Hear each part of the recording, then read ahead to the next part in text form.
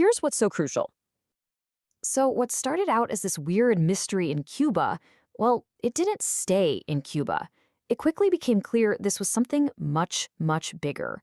These strange incidents started following American officials all over the world, almost like a shadow. You can see the pattern of how it spread, and it's pretty revealing. After Havana, cases popped up in really strategic places, like Moscow and China.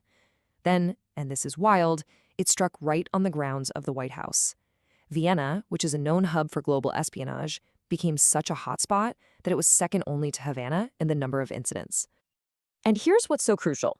The victims weren't random tourists. They were, overwhelmingly, members of the U.S. national security community. We're talking CIA officers, Defense Department personnel, and State Department employees. The pattern was just undeniable. This wasn't random. It was targeted. So the big question for doctors and scientists was, what in the world was actually happening inside these people's brains and bodies? The symptoms were unlike pretty much anything they'd ever seen before. Medically speaking, the symptoms were consistent and just devastating. It often looked like a traumatic brain injury, but without any physical impact. The long-term effects were life-altering: chronic headaches, vision problems, and this persistent cognitive brain fog. This wasn't just making people sick.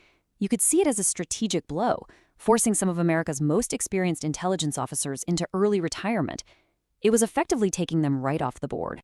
This quote from Kate Husband, who was one of the very first victims in Havana, it just really captures the profound and lasting impact of all this.